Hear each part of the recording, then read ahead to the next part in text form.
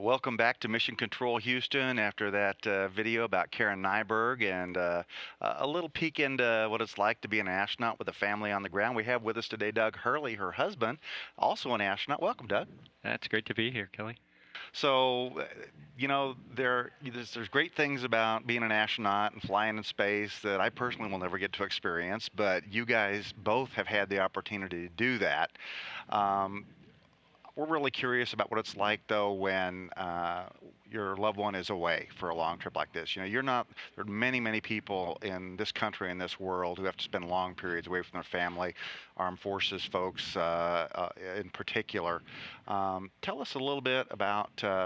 What it's like to be away from your wife for so long, and how you manage having a child, your son Jack, on the ground when she's up there.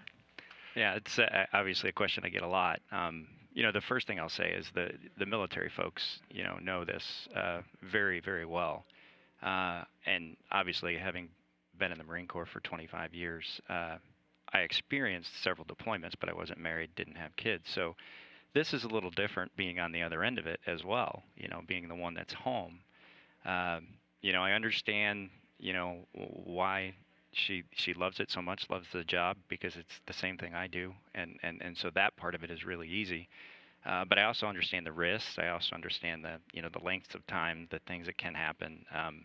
But we have such a great support system here, with the video conferences on a weekly basis and the IP phone. So it's really good to stay connected, really easy to stay connected. So that part of it has been really nice, and we have a great bunch of folks that support us through that through the entire increment, and that really makes a difference.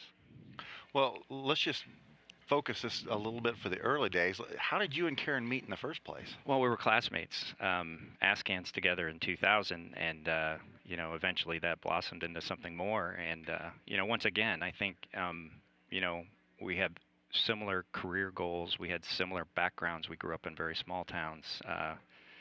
And so we had a lot of common background, if you will. And then the other part of it was just, she's an amazing person. I mean, she's beautiful. She's smart, way smarter than the average bear. I mean, especially for a Marine fighter pilot. And it just we just hit it off from day one, and it's been wonderful ever since.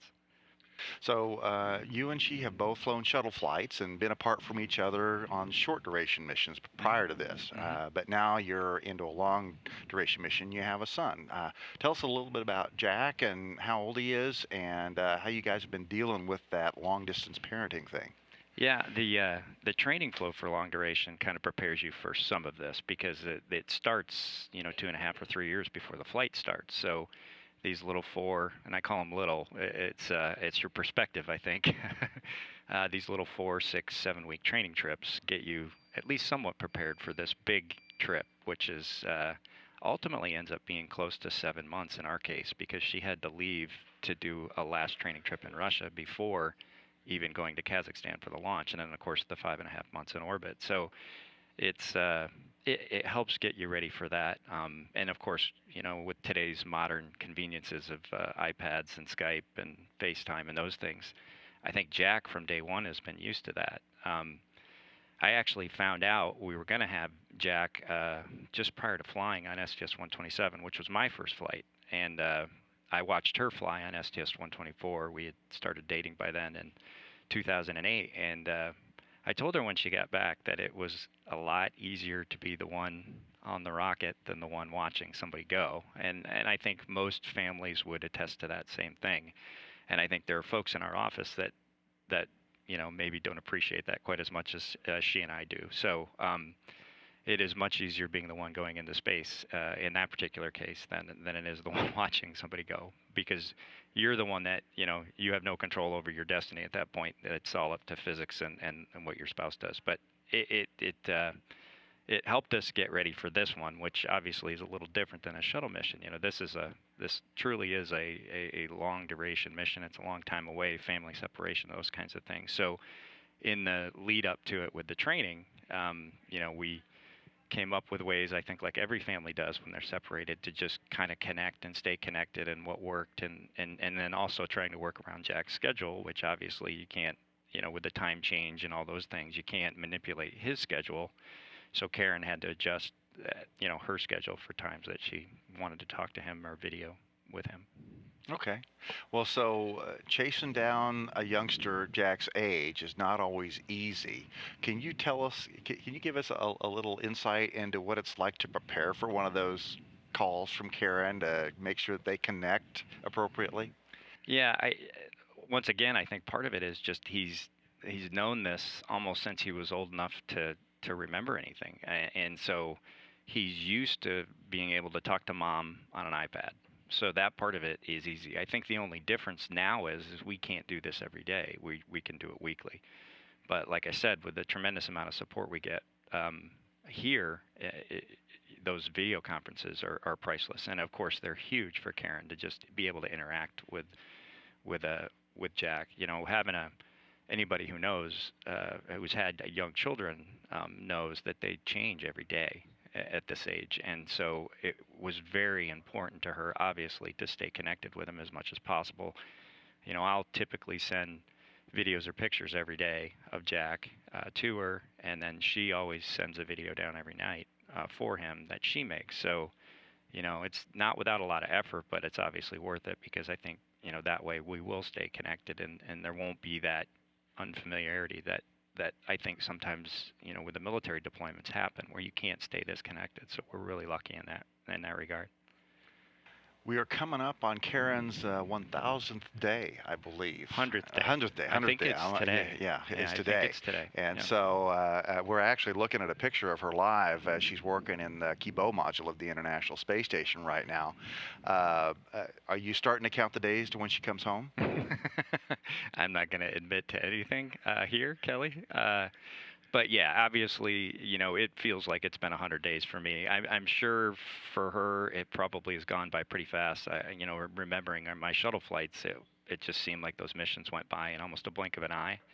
Uh, but yeah, I'd say there's a little bit of that. But I'm just so proud of what she's done and how she's represented herself and NASA. It's a great crew up there, with Luca and Chris and Pavel and everybody, Fyodor.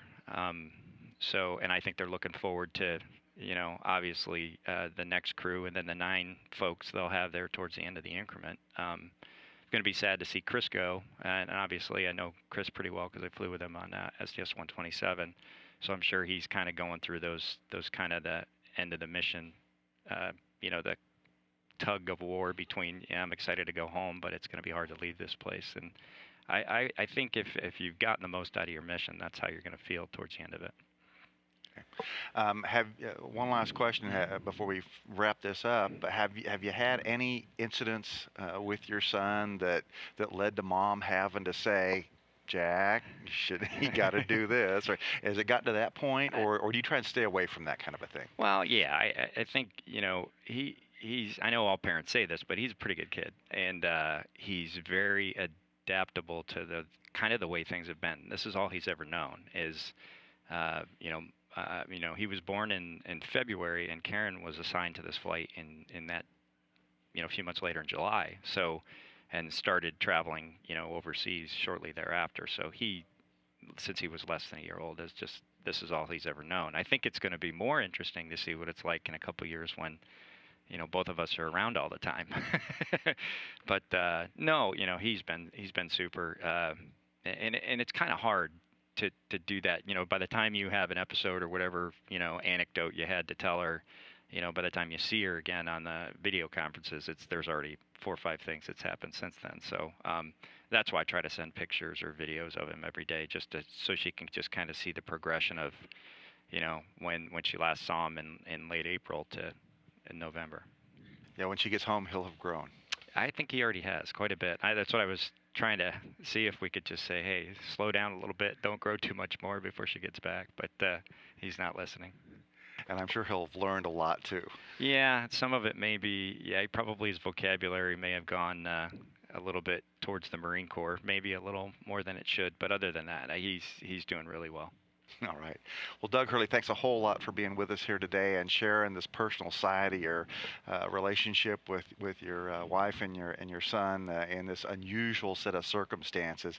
It's really nice of you and Karen to share this with the folks out there who are interested in what it's like to be an astronaut and to do all this important research on the space station. You guys make it possible to do that kind of thing with your sacrifices, and I know the country appreciates what you're doing. Well, thanks. The thing I'd like to just leave folks with is, we're regular folks who have a really cool job, and the rest of it is we're just like a couple working parents, just like everybody else is. So, um, we just get to ride a rocket every now and again.